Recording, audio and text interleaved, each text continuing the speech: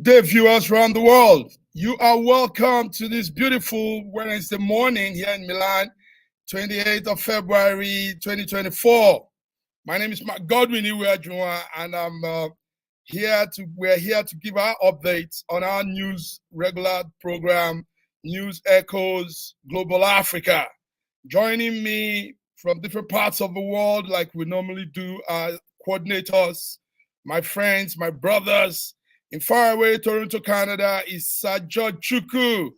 Sir George Chukwu, how are you this morning?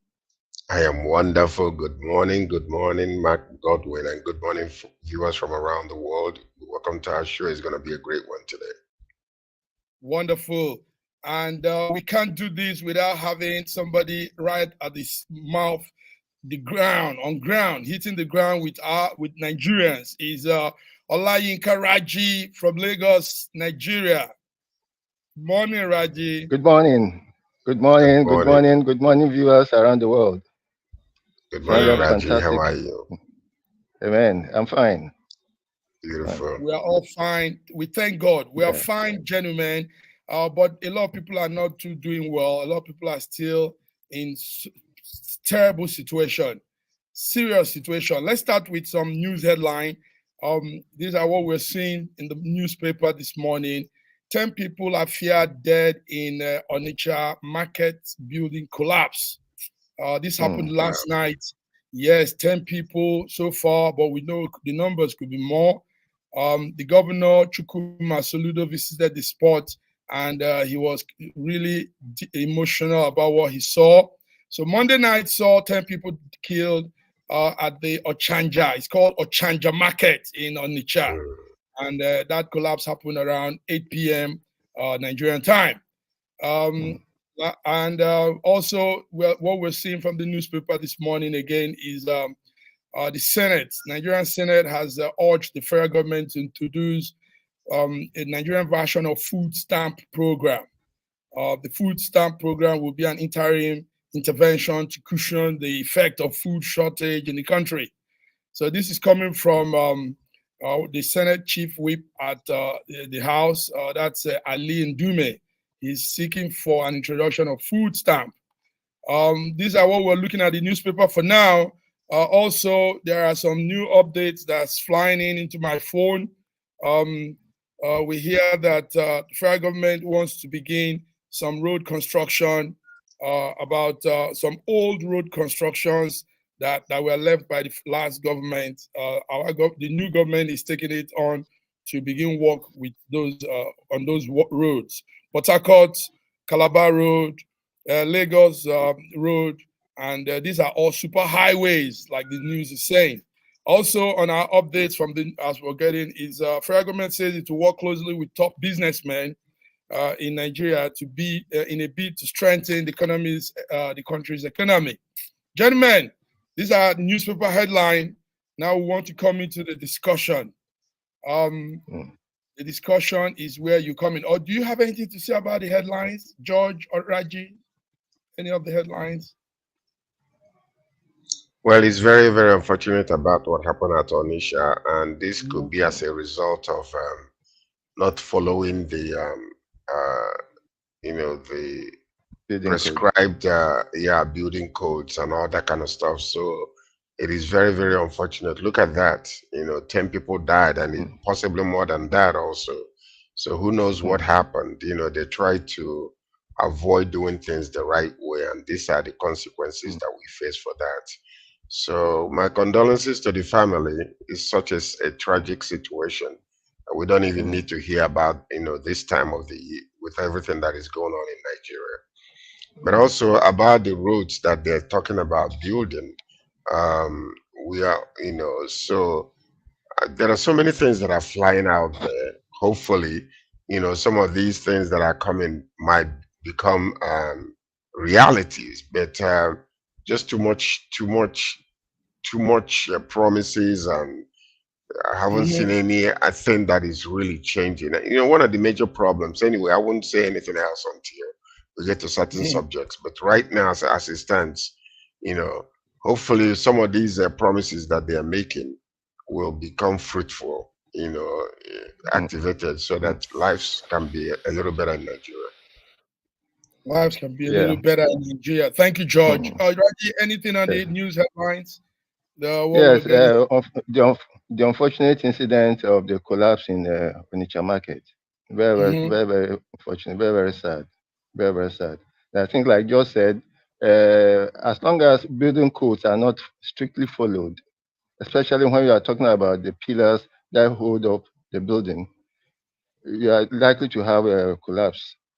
Now, thank God, Nigeria is living up to its responsibilities about the Trans-West African road line that comes from as far up as Senegal, along the coast, through Lagos to Calabar, Port Harcourt, up to Cameroon and going on. I understand that most of the countries on that axis have finished their own part of the line, except Nigeria. When you are traveling from say Ghana to Nigeria by road, the road system is awesome until you hit the Nigerian border, and everything collapses. And it is supposed to be part of the Trans-West African line, ECOWAS line, that is supposed to link all the countries and make traveling easy. This road, the East-West road, has been on for more than 20 years. Hopefully, it will come online this time around. Hopefully, the saddest part of all these things, if you go back into the system and begin to look, every administration provides resources and financial resources and money to build this road, but it never gets down to the ground. It never drops to the ground. Gentlemen, sorry, that is one of the major problems. Let me bring in our man. Yes, let's bring in our man. Okay. DG Better Niger, Sorosoke, wonderful program, wonderful network. Femi is doing a great thing. Listen, Nigerians, Femi is doing something real vital at this point in time of our lives. We can't all be looking at one direction. We have to have diverse direction. So in all, we collect it together and bring in our progress. Femi, I welcome you to this beautiful morning News Echoes Wednesday. You're welcome. Thank you. Good. Gentlemen, let's come into the discussion. Let's come in down. As at 9 p.m. yesterday, in fact, some of the branches didn't get the information until this morning. But as at 9 p.m. yesterday, the Nigerian Labour Congress suspended its protests. They said they extend the ultimatum to the federal government. This was yesterday, 9 p.m. In a communique sent around, the National Executive Council held a meeting on that yesterday and said the objectives of the protest have been achieved on the first day of the demonstration. But a lot of people are not seeing this. Femi, let me bring you in on this. Started a protest and suddenly, boom, they called it off. Femi, what's happening with Nigerian Congress, Nigerian Labour Congress? This is a recurring decimal. The Nigerian Labour Congress are always going on protest, lamentation and protest, and they're always suspending. It then brings to question what was the purpose of their so-called protest or national strike in the first instance. This is a protest and national strike that didn't have the support of the TUC. Okay, they didn't support it. This is supposed to be a national strike in which we saw strike in Lagos and Abuja. We have 36 capitals, 36 states and FCT. I didn't see anything happening in any of the other states. I don't know how national that was. And I keep asking the question, protest is a legal right, and I thank God that we have that. Nigeria remains a democracy. Is their right to protest, and great that they did so. What we can't have is protests turn into riots, and we have to give thanks to the police and the way they handled these protests, giving out water and biscuits to quell any kind of suggestion of protest. I think it's quite good for them to do that in the sweltering heat of Lagos. The people are getting free biscuits and water to cool their heads. So yeah, let them protest. Obviously, they could see that their protest had no momentum, so they had to suspend. By all means, in all countries, whether it's France, whether it's India, wherever it is, people are protesting. Even in the UK, they're protesting. It's a right to free protest, but that's not going to change what's happening on ground. There are far more important issues to really be discussing. Like the CBN the other day, yesterday, had its MPC meeting, the first in this government's since Tinubu has come in. That should have been the headlines. You know, that's something to focus on. And there were some pivotal decisions that they made. We've talking about the Oronsaye Report, the Oronsaye Report. That's another big issue to deal with. We're going to talk about that later. So, you know, by all means protest, but will that achieve, what is the purpose of the protest? Did it achieve its purpose? I guess if it was to inform people that they're not happy and that they're hungry, we've heard. Okay, anyway, what the Labour said in the communique that was sent out, said the objectives have been reached. They said, in fact, they achieved it that first day.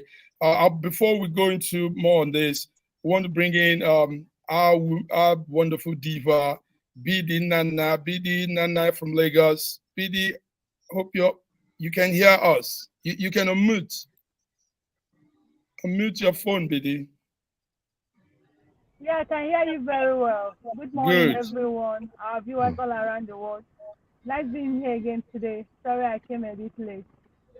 It's okay, BD. We know you're always on ground. She's always on ground, checking on news, collecting information, doing great job for us here on SSM.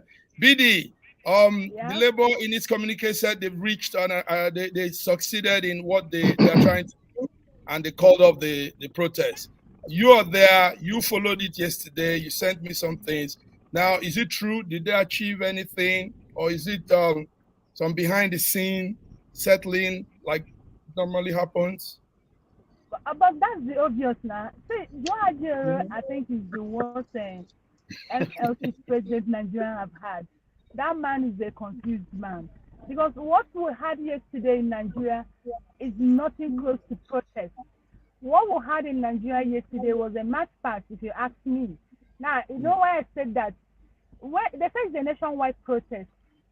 And what we saw in only 11 states out of 37 states in Nigeria, you know, Abuja is included. What we saw yesterday is nothing close to protest. In Lagos, they were saying a different thing. In Abuja, they were saying a different thing. In Oyo, where the governor of Kehinde came out, they were saying a different thing. There was no single agenda of that protest yesterday. Do you understand? And within, not even up to 24 hours, you're not asked to go and come back today. Then in the night, you called off the protest without achieving anything. Now, this morning, so many people have already started going to the protest ground. We've not even had the stories. You know what that means? Police will see you coming to the protest ground, they will arrest some people. Kudos to Lagos State police stations. It will stop police giving people water and biscuits. For the first time in my life, I'm beginning to come in terms with that word. They say, police is your friend. I just saw it play out yesterday. Do you understand? But if what happened yesterday was not a protest, it was just a march past. Shame to Adeyemo. What happened yesterday was not a protest, but a march past. George, are you? Do you align with BD? Because yes, we were just about to kickstart in bringing the updates and doing some journalism thing, and boom, it was called off. And people like in some states didn't even know. They were still doing what they were doing. George, let's hear you. That means that there was not a national coordination regarding what is going on. It's very sad. I was wondering actually what was the purpose of the strike when they wanted to call it to begin with, because everything that he was saying that they needed is still on works. You know, the wage increase and all those, everything that we're mentioning like Bidi was saying, if you go from one state to another, their mantra is something different from another state. That means there wasn't any national coordination or, concerning what they were striking for. I personally believe that something happened in the middle of the whole entire thing, and they saw that it was a fruitless type of strike. Maybe they were taken care of. Maybe that was the reason why every time the pocket is a little empty, they will begin to shout until they are appeased, or I don't know. But these things, is beginning to be very disturbing when you really think about it. You're doing something without any kind of positive direction and purpose, and halfway you just stop. How many times are we going to deal with this type of situation? It just doesn't make any sense. How many times are we going to deal with this type of situation? Raji, the federal government said what they said is they fulfilled 90% of the agreement with Labour. This is coming from the Minister of Labour. She said the woman Onyeje Acho said the federal government has achieved 90%. One of it is that they've been able to agree on the minimum wage of 35,000 naira to every worker. We don't know how that is. And they said that they made a provision of high capacity buses for mass transit in Nigeria. They said also that they are battling now to make sure food inflation, the forest crisis, and all these things are being settled. So is it true? You are there on ground. You follow things, Raji. I wouldn't know, and I'm not even aware of a meeting with the Labour Minister, with the NLC or whatever. Actually, when I saw the video of the protest yesterday, I wish I had been part of the protest, because I saw people enjoying biscuits and cold water. It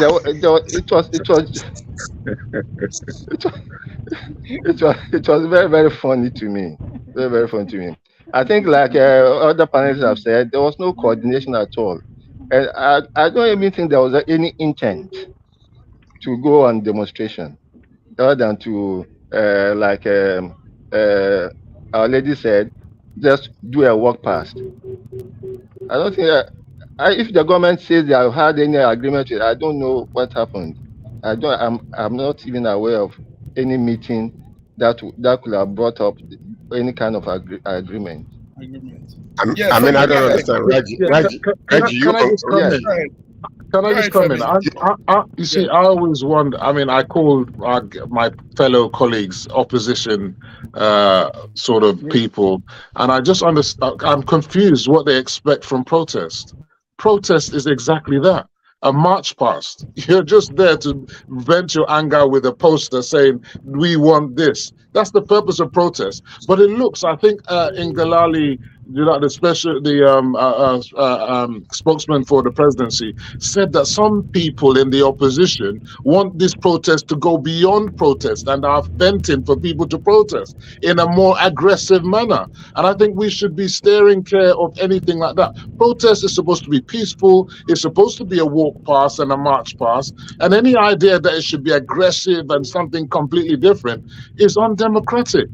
We've seen what's happening when the Palestinians are protesting in the UK. It's peaceful by and large. Most protests should be peaceful. That's the whole purpose of protest and demonstration. That is the purpose. So any narrative to the contrary, I think, is undemocratic.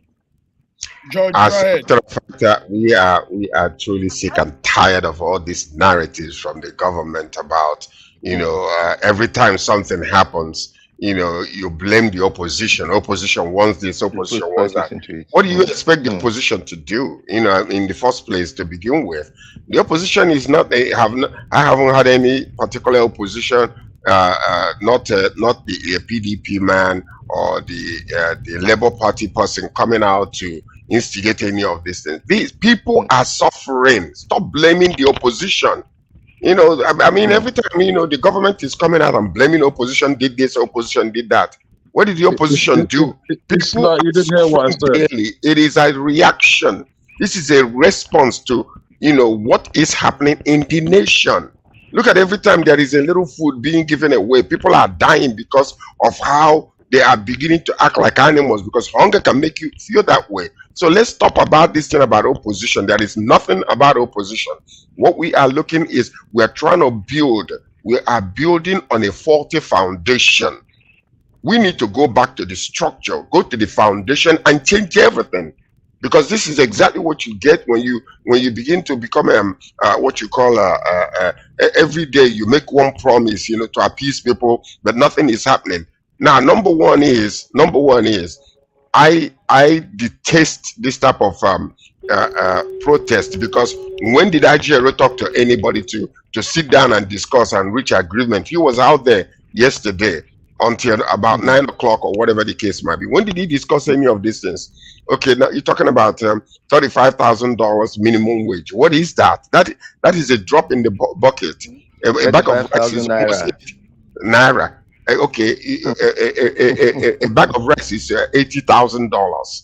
80,000 naira. I'm sorry. Naira. You know, what is that going to do for people? You know, so let's stop all this blame game or opposition, this opposition that. First, go down, start fixing the problem, go down to the structure and change everything. We have more than enough money in that country. The major problem we have is, yes, we have more than enough money if we are making it well. Look at how much is going outside of the country. Look at the roads that are being built and nobody is building. Money is being provided. People are stealing from us. That's what it is. We can debate that. Nonsense. Okay, BD, yes, you were going to say something, but before you go on, talking of, right. No opposition wants these things to be destructive. Now, my own personally with Adeyemo is this. You came out to protest, and why did you came out to protest? Nigerians assume that you came out to protest because Nigerians are hungry. You want things to be done right, so that the hunger issue in Nigeria can be taken care of. Now, when you came out that you're hungry, you're angry, you should hold this protest at least for like 48 hours, if not at least 72 hours. Do you understand? But you did not. At least hold this thing for like 2-3 days. Let the government know that, oh, you still are serious. See, let me tell you, I keep saying this in any way I go to. Most times in Nigeria, when there is protest that turns out to be very destructive, it is government intervention that makes it that thing. I agree with in Nigeria, most protests in Nigeria always start as peaceful. It's government intervention that makes it to become destructive. So nobody is starting anybody. The thing is, they say Nigerians are suffering. Now, let me tell you, they've written their communique. They said they will give it to Senate. Senate will now appoint committees. You understand? And they tell you in Nigeria, before you resolve any issue in Nigeria, it takes 3 months to 6 months. Now, they will appoint committees. And the committee will now start sitting on it before it gets to the president, before you know we enter into another election and people are dying of hunger. Is that what we need? Now, look at what happened. It was after yesterday that Tinubu now came to say that Nigerian economy will get better. Now, my question is this. Why should he wait this far before speaking to Nigerians? He knew what Nigerians are going through. He would have asked, he's a father. He should have come up to tell Nigeria, oh, don't worry, things are getting better. Look at what we are doing. Look at what we are doing. Another thing I'm saying is this. See, we are not cultivating anything in Nigeria. They should open our borders. And then people who are importing things, they should reduce some levies they are paying. So that those products, when they enter market, it will not be too expensive for Nigerians to afford. There are food. We don't have food scarcity. What we have is money scarcity. And our money no longer has power, so people cannot afford it. That's what we're saying. That's what we're saying. Thank you, BD. Yes, Raji, you were speaking. I was agreeing to what BD was saying about the demonstrations or protests turning riotous.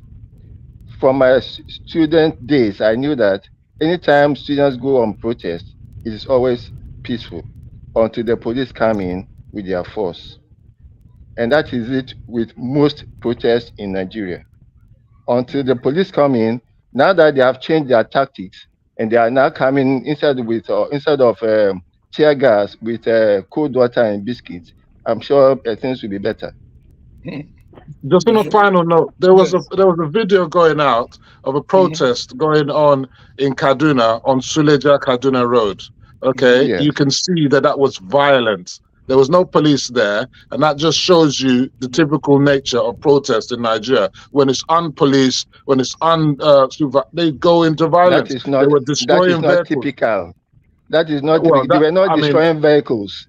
They just made bonfires on the road. I saw the video. I saw the video. I'm in Nigeria. I saw the video. They were destroying vehicles. Bonfires. They were not.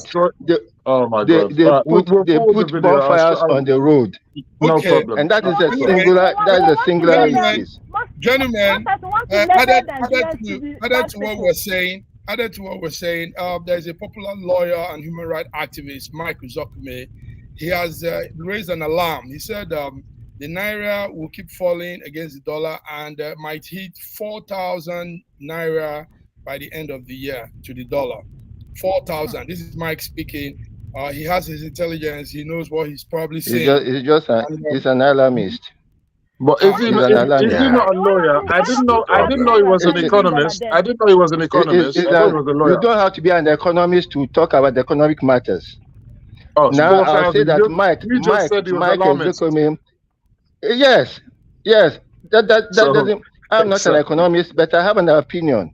Economics is not an exact science. Now the value of the naira, the value of the naira is going up because of speculation. It is not because there's a demand for dollars. No, it's just speculation. And the government has to be careful about floating the naira. And I had thought that the government would take drastic measures by first of all closing down all BDCs at least for the next 6 months. At least for the next 6 months until yes. Okay. If we refuse to trade in dollars, because we are trading our money in dollars. Why have we dollarized our economy? I did a transaction in South Africa with dollars. When I was being given change, I was giving rand. In country, they spend rand. They don't spend dollars. And the case of our DOM accounts, I will believe that a DOM account should have only inflows from abroad. Not that people in country will go and change naira into dollar and come to a Nigerian bank in country and deposit dollars, which is what has been happening. Which is because we are speculating with on our money. It's not that there's a serious demand for dollars. No, it's speculation throughout. Well, one of the major problems we have. Okay, we are taking advice from IMF. Hold on, and World Bank. Taking advice from IMF, who actually does not want our economy to be stable because it profits them when we are like this. So one of the major issues that we are having today is actually floating our money with dollars. Yes. And not only that. And not only that, when the fuel subsidy was mentioned, exactly the same thing that happened then is happening now. You guys have to remember that when Buhari was printing extra money, he was printing extra money. We were supposed to take away the old naira and replace it with the new naira. So all that extra money that was printed, and we're still using the old naira, what do you think that is? Is flooding the market. That's why there's inflation and there is weakness of our money. And we did not take in consideration, give us time to plan this before we institute it. What we do, we just do boom. And that's exactly the resulting consequences of this. I think we should have a specific program on the economy and the money, because some of the statements, I'm a bit confused.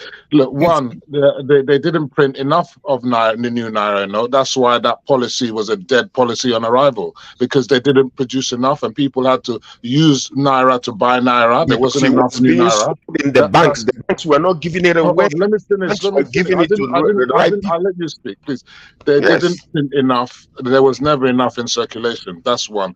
Two, the world economy is a dollarized economy. You understand? The dollar is the world currency, and that's why BRICS are trying to break that status quo. But Nigeria is dependent on imports. We all know that. And as such, we need and we will use the dollar. The dollar is essential. And the thing is, yes, a lot of it is controlled by speculation, but of course our demand also is quite rife. And the government is making several decisions. I mean, they're putting new regulations for BDCs, increasing the capital threshold for them to start up in the first place, and the number of branches that they can have. A lot of regulations are coming into, and the CBN governor yesterday said there'll be more emphasis on regulating the market now. Even the banks and everything, regulation is going to be the key word right now. You'll also notice that interest rate was increased to curtail inflation. So a lot of things are happening right now. It will take time. Yes, we will. Interest rate. Hold on a second. I want to ask a question. Let's hear from Didi. I want to ask a question. What is the interest rate? Is 36% right now as it stands. They're going to increase it again. I think it's 22. It's 22.75. 22. Okay. 22.75. Yes. Okay. Yeah. BD, go ahead. Let me tell you, in Nigeria, when the interest rate was 17%, people were getting it of 28, 30. Now that it's 22%. How much do you get it? You're not fighting any recession. I'm telling you, we are entering into recession. That is, we are using our hands to push ourselves into recession. That's exactly what. This is not the time for this. The thing is that most times we don't check the season and the period before we make some policies we make in this country. And that's actually what has brought us to where we are today. I'm telling you, I woke up, I saw that news, I was like, are we okay? Are we even thinking? I think we should have a program specifically about the economy, and then we can discuss all these things. Yes. Gentlemen, viewers, you're watching us here live. All these great people of Nigeria looking for a better Nigeria with Femi, George, BD, Raji, and myself. Yes, we're going to have a program that focus more on our economy. We'll work that out with the network, and you guys will be informed. Gentlemen, let's go on a break. Let's go on a small break. Lots and more things to talk about. And believe me, we have this huge number of people listening to you guys drop your good knowledge and insight on these topics. So we're coming back, viewers. Don't touch the dial. We'll be back with you in a minute. Thank you.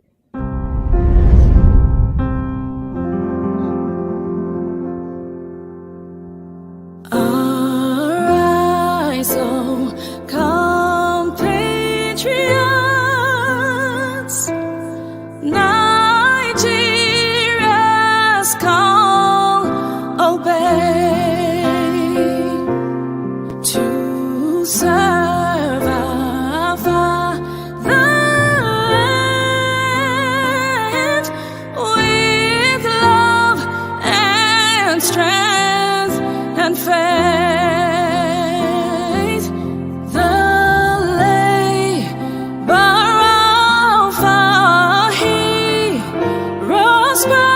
Shall never be in vain, to serve with heart and might, one nation bound in freedom,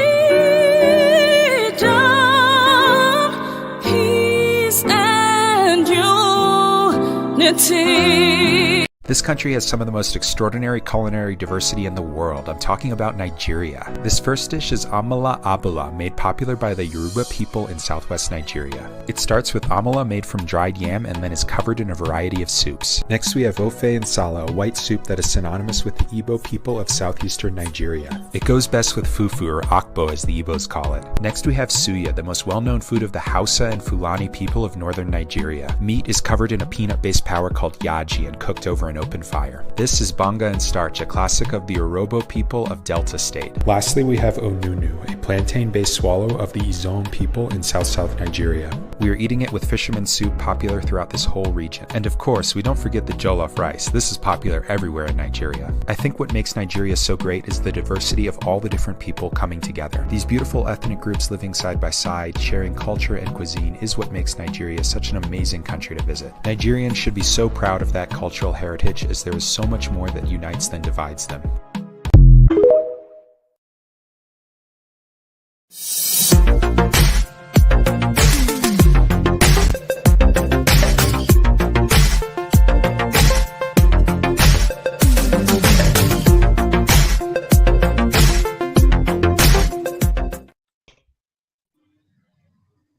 Gentlemen, viewers, you are welcome back to SSM News Echoes Wednesday, our Global Africa update. Let's come to something very, very crucial now. There are more topics, but let's run through this one as fast as we can. There is this young man called the Yoruba Nation activist, and he's making some real strong statements. Igboho Chief Sunday Adeyemo Igboho, popularly known as Sunday Igboho, said yesterday that they are going to get the Yoruba Nation, but it will be through a peaceful means. He also said the federal government should release the other man, the IPOB man, Nnamdi Kanu. Gentlemen, we want to talk about this. When we are all looking at a one Nigeria, some people are still agitating for us going our separate ways. Let's hear Igboho talk, make some comment. Let's hear him. Stop politics. This guy didn't do anything. Today is 27 February 2024. Release him. Let him go and stay with his family. This guy just fights for his people in the southeast. Like me, I'm fighting for my people in Yoruba land. Release him. Let him go. Stop politics game. Release Kanu. Let him go home. Please, release him. Okay, gentlemen, let me start with you, Femi. You are from the southwest of Nigeria. How do you feel when you're clamoring for better Nigeria, united Nigeria, progressive Nigeria, and some people still want to say, no, let's go our different ways. We are different people, we're different tribes. How do you feel hearing some of these things? I'm glad you acknowledge that I am for one Nigeria and a better Nigeria. Yet yes. Some people, even though I'm that is my mantra, are calling me a tribalist. And I say, well, that's far from the truth. For one, someone like Igboho, for example, I find him as, I mean, I can never support someone like Igboho. He's not fighting for me, that's for certain. I'm Yoruba, he's not fighting for me. So he's fighting for his own agenda, which is dead on arrival. I keep repeating that. And he doesn't speak for the majority of Nigerians. And he should stop parading himself as if he's speaking for us, because he doesn't have anyone's mandate. He never went anywhere to seek a mandate from anybody to say that he's speaking for anyone. So he's just speaking for himself. He's at liberty to ask for the freedom of anybody. He can ask for the freedom of a murderer or someone who's even convicted murderer. He can ask for the freedom, but it's not his right to make sure that that happens. Now, of course, it suits him for Nnamdi Kanu to be free because they're birds of the same feather. They're both agitating for scatter Niger, which I'm definitely not for. I'm not for scatter Niger. And many people will be asking, that wasn't there an outstanding warrant for Igboho, and that how comes he came back into the country and is living large? I've seen many videos of him living large with serious security and whatnot. It calls into question when people start saying that there is not equality in the way that Nigeria is being managed, you see? Because if indeed there's an outstanding warrant for him, and it was a big issue, they went to arrest him and all that, on his arrival in Nigeria, he should have been arrested straight away. Then we know that there's equity, fairness, and justice. He can then, from inside prison, he could have got bail or whatever, he can answer his questions, you understand? Because he, after they tried to arrest him, he escaped via the border, the Nadeka route to Republic of Benin. So to me, I think if he keeps on making so much noise, and if he keeps on doing it in such a way that can create another kind of furore in the Southwest, I think he will either find himself back in Germany, or he might well find himself arrested. So it's up to him. He can make noise, or it can lay low like it did in Germany and let Nigeria run itself. Yes. Raji, Raji, yes, please. I know you're there. Yes. Raji Igboho is also saying that Nnamdi Kanu, the IPOB, the British Nigerian politician activist, IPOB convener, should be released. How do you see this? Femi is talking about a warrant of arrest for Igboho. When they went for Igboho, they were not going to arrest him; they were going to kill him, and he had the right to protect himself and to escape by whatever means. They came in the dead of night to kill him, and when they came, they didn't ask questions. They just came and they were shooting. The man has a right to protect his life. About his calling for Kanu's release, that's his own issue. Femi is talking about equity. Is there any reason why IPOB should have been called a terrorist organization and banned? Absolutely. Compared with the atrocities, please compare with the atrocities that was being committed by the Boko Haram, which has been known to be part of the third most terrorist organizations globally. Compared to them and compared to whatever ranting that IPOB was doing, which was limited to the southeast, there was no reason why IPOB should have been prescribed while Boko Haram was still being and then for so-called rehabilitated Boko Haram terrorists being enrolled into the Nigerian army and the Nigerian security forces. Let's be. As for the unity of Nigeria, it is not sacrosanct. Nigeria, as I see it, is just an amalgam of confused people. There's no clear basis for me for a Nigerian nation until that nationality question is settled. I don't feel any serious commitment to a Nigeria as a nation. It's not a nation yet. It is just a country. I am a proud Yoruba man. I get my essence from being a Yoruba man. I know who I am. The Nigerian state may withdraw my Nigerian citizenship, but my Yoruba-ness is from antiquity. It can never be withdrawn from me. For us to form a nation where everybody is regarded as equal, we have to have a foundation.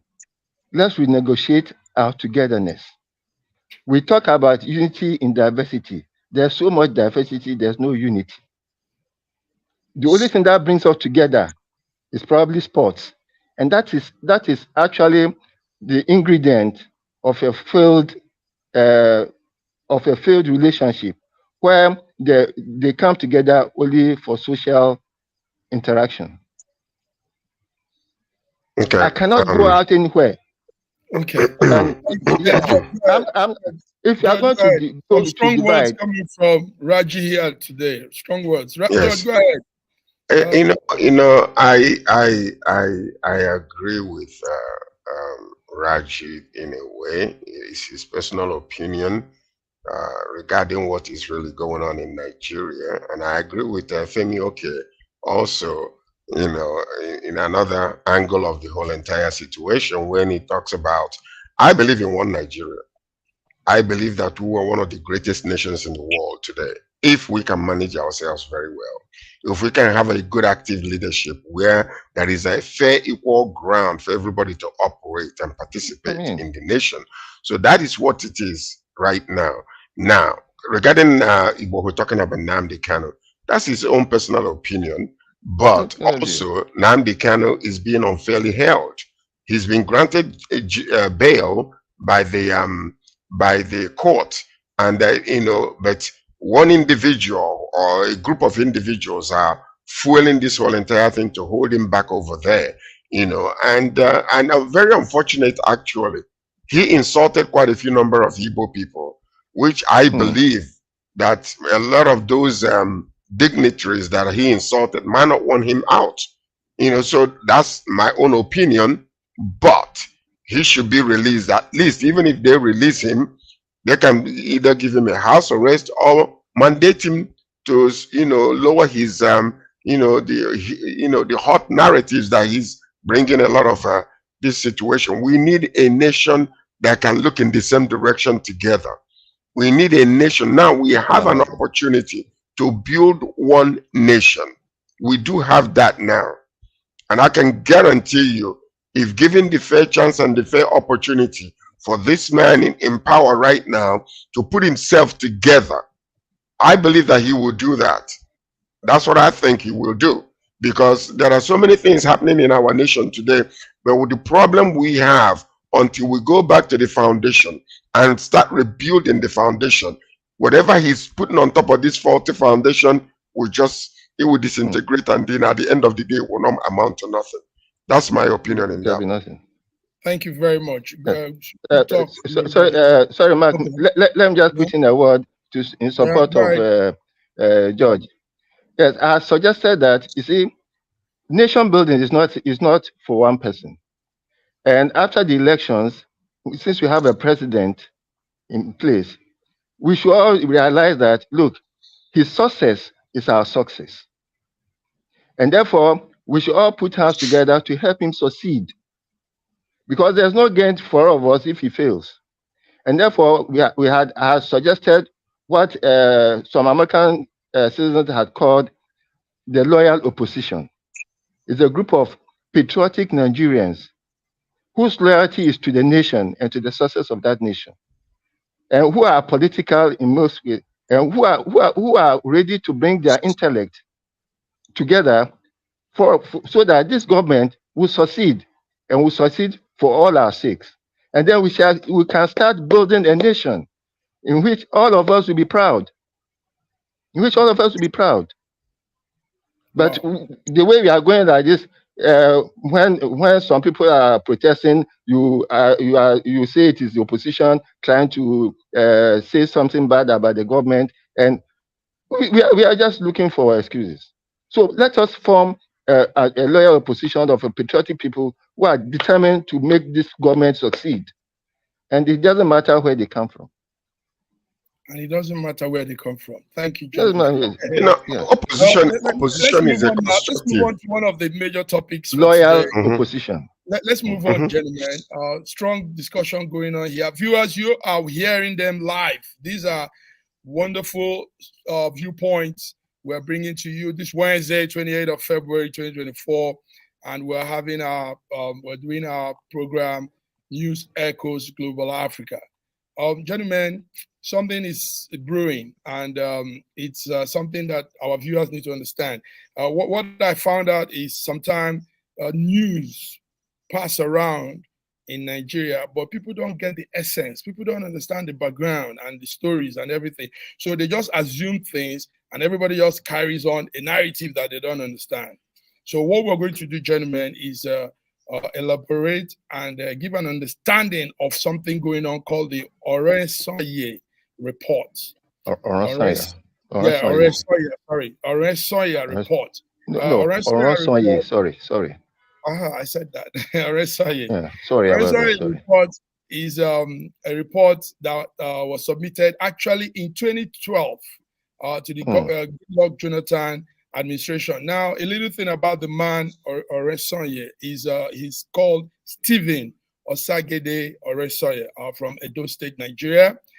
He's a Nigerian accountant and a civil servant who was appointed head of the civil service for Nigeria in June 2009. He began this program of reform immediately his appointment, and his reform has some very good strategy he has put there. Now, the Goodluck Jonathan administration did not work on his report. Rather, they released a white paper on that report. And I guess you guys know what that means when there's a white paper on the report. Buhari's administration came in, re-examined that white paper, and also released a second white paper on August 2022. But they did not implement that report. But the Tinubu's governance is now looking at it, and they want to implement the report. So, gentlemen, I don't know if you're following Femi.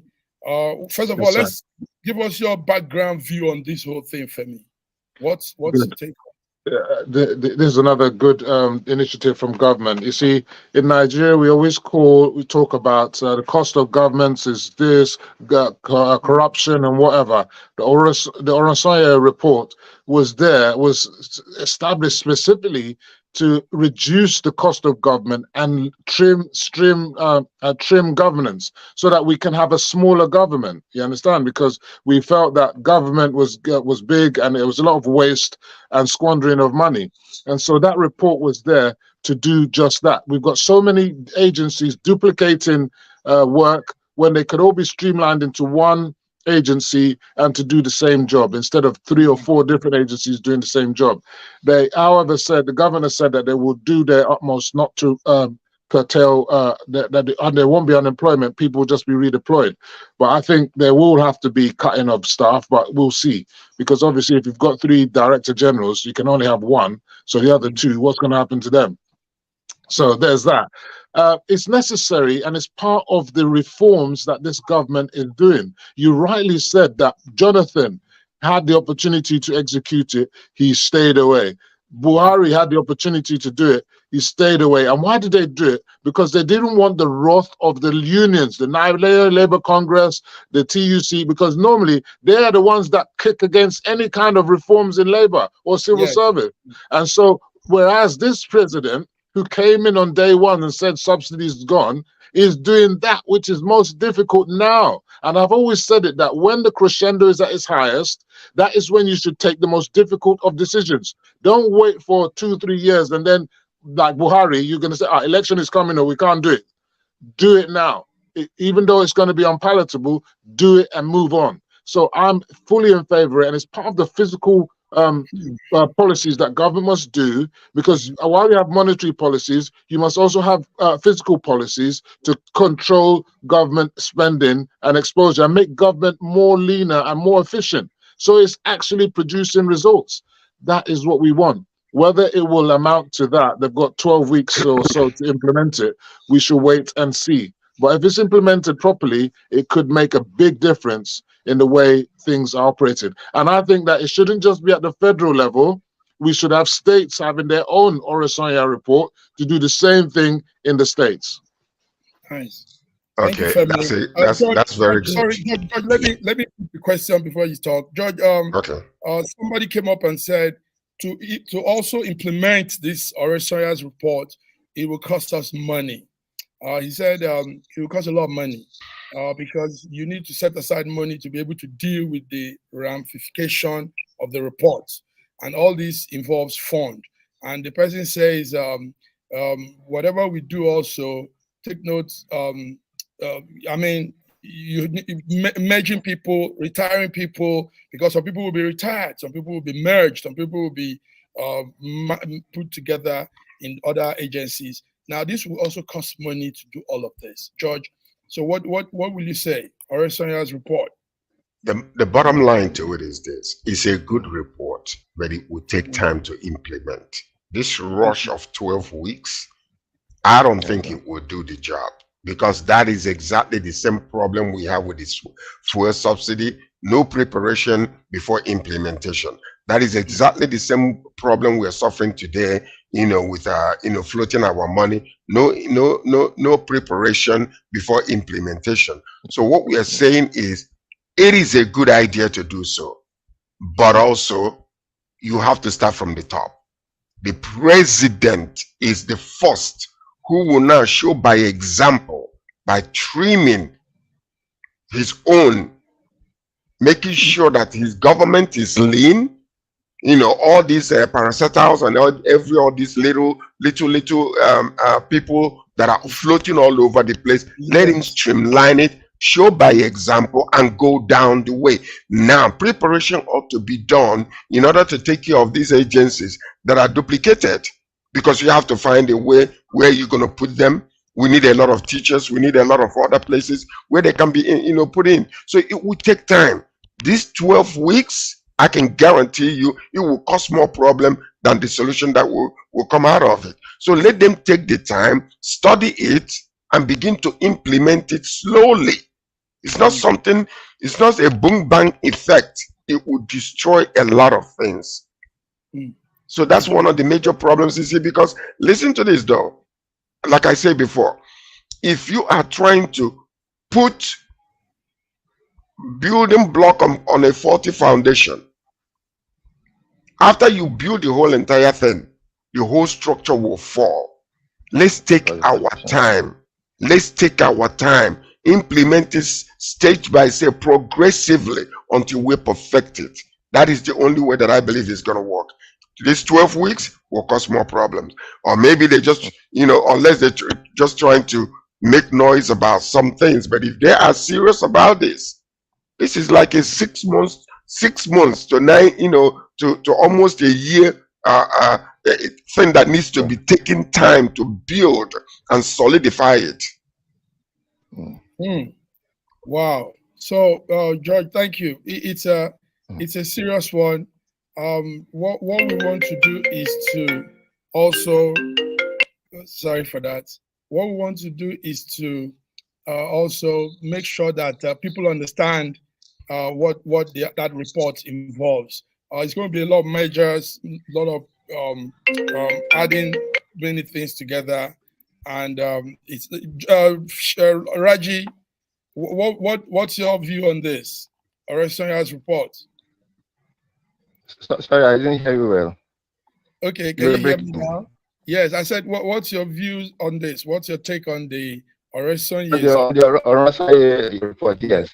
A report comes in, there's a white paper issued. And white paper. I don't think 12 weeks is what we want to use to implement it. I think it's the 12 weeks that they want to use to study it into two and to see the modalities for the implementation. If it's a good, I think it's just going to be a rush job. And like George has said, you need to build a good foundation before you start building a structure. Thank you. Thank you for being brief on that. Gentlemen, before we go, let's look into something also that's crucial. George was talking about the curtailing of the presidency. Now, Qatar has revoked its decision. Earlier said that they can't have any business forum with Nigeria, but now they say yes, it will go ahead. And yesterday we got a list of all those that will be going, and we still see it as an ambiguous, what you call bogus plan to carry everybody to Qatar. And I mean, some of the people on the list, we don't see any reason why they are there. So anyway, the minister of Nigerian Minister for Foreign Affairs came out yesterday. That's Toga Abdul Kader said it's been clear that we'll be involving with Qatar in the business forum while the president also will be visiting. Okay, Femi. Okay, do you have any update on that? Do you have anything? Yeah, I know. People are saying that the president's son and daughter are going to be in the list of people going there, and some other people. Yeah, I mean, look, I don't want to personalize these things. They need to work out what they're doing, and they need to either inform us what the role of those people are. Are they going with their private funding? Is the government funding them? And if the government is funding them, in what capacity are they going? So that kind of information must be made public, and people are right to question that, especially when the government has said, the president has said that he's going to be curtailing foreign trips and who can turn up. You understand? So if they're going in their private capacity and they've got the financial resources to do so, and they're tagging along, great. If they're just going for the ride, I think that's a big issue. So we even also, what are the role of the son and daughter in the government? I think that should be emphasized, because when Donald Trump was in government, he had a lot of his family there, but they all had specific roles to play, and they were given specific roles to what you can call it nepotism or whatever you want. But if they are seen, because the president is at liberty to employ whomever he sees fit. That is a right, and you cannot take that from them. And if he sees that his son and daughter are capable of doing these things, why should they be precluded from doing them? We shouldn't join it as it's nepotistic or whatever. If I'm a son of a president and I have the capacity to do the job, why should he not give me the job? Okay. Aside those involved in the summit, George, we're having this business and investment forum, BIF they call it, in Qatar from 2nd of March to 3rd of March, and we've had similar investment forum, business forum, but we're yet to see the dividend. George, what is all this going around? Getting involved in that's one of the major questions. Number one, I don't even know where they brought this list out, whether it's real or not. No, it's real. It's real. It's real. If it is real, okay. Well, I don't know, because this can be duplicated. They can do this and then send it out there. They've done, Oluwale before like this. I don't know whether they're doing it just to make the president look bad.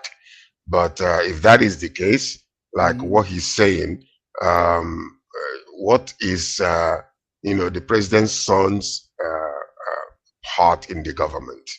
What role is he playing? Does he have an office? And what does his office entail? That's number one. Number two, but we need to check, because that's another aspect of this thing that we're doing. How many trips have this president taken that's what so far? How many people did he take on those trips? What are the results that we have gotten from these trips? How much is it costing the nation? Okay. On this number of trips that are being taken, with the number of people that are going, people are still saying we need to curtail, we need to streamline, we need to chisel what we do regarding this whole entire thing. So the reason why thousands are traveling and going with them is something that I don't even understand. So these people, what roles are they playing in the trip? Can I just add? I think that I've often spoken and I've put in place an idea that if the president or a governor comes to a country, especially like the UK, where there's a massive diaspora, there are measures and things and proposals that they can put in place that he could be going back with hundreds of millions of pounds and dollars wherever it is, if it is done and targeted properly. The problem is they come over with the ESTA codes and they spend lots of money and they leave a lot of the time with just empty promises. If they come properly and it's organized in a proper manner with the Nigerian Diaspora Commission, they could target specific diasporans and business entities in the UK and Canada and America when they go on these trips to make sure that those people turn up and that they will get first-hand opportunity to properly invest there and then with the government and get it signed off. People will be, if they know that that was happening, diaspora would invest heavily in such an event, rather than it just being a talking shop where you just come to say, oh, hello, shake hands, slap each other's back. That's nonsense. Make it a formal, this is an opportunity for you to invest in Nigeria. When we're coming with all the ministries and whatever to make sure that if you want to do a deal, you can do it on that day and that week or whatever, and we'll sign and deliver it for you there and then. You'll see how much money they will raise. And that will cover any cost. That will cover any cost of any trip that you're talking about. Anyway, listen to this though. My major problem before we go is this. My major problem is the negative thing that happened with Qatar already. If that is true, because most of the time I don't believe, I think, maybe some people are doing these things to make the president look bad. If that is true that they actually were basically trying to negate his coming to them and trying to make it all into like an inferior type of whatever, then I'm not quite sure why we are going there. Because if you have a negative image of me, you don't want to put me on an equal pedestal with you, then what am I doing there? What are you? That's my question. It's a question. I'm not making a statement. You understand? I understand, inserting but yourself in somebody that I doesn't also, really want you? Well, actually, why some of the reasons they gave was one was that there is the Web Week. There's this global web forum also they used to have in Qatar, Web Summit, and it was in that same time when Nigerian going to president clash. visits. Yes, and We have a lot to. go ahead. We have a lot to gain from Qatar, and Qatar is not a small country. There's so much we can gain from international relations and trading relations with them. They're also an oil company. They've moved out of oil in many respects. They've diversified and whatever. They've got loads of gas. There's so much synergy that can happen between Qatar and Nigeria, and I think we should embrace it and see what we can gain from them. We should embrace it and see what we can gain from them. Gentlemen, awesome. Some of our people went off maybe network, but listen, you guys have put it straight. Today has been beautiful. Viewers, we have come and we have done what we do, what we are good at doing. Igboho's take, we've talked about the merger plan, agencies that will be scrapped with the Oronsaye's report. We've talked about the human rights plan to, the labor plan to suspend the protests. We've talked about a lot of things, and all is in view of a better Nigeria. We want a better Nigeria. And thank you, Femi Oke. That's the DJ. You for having me. Thank you, viewers. Thank you, George. George wakes up early morning to be on this. For a progressive Nigeria. George, you're awesome. Thank you. So viewers, till we come your way again on Friday. Friday is our international global update. Till then, have a beautiful midweek. And please spread the love. Better Nigeria, like Femi would say. Thank you.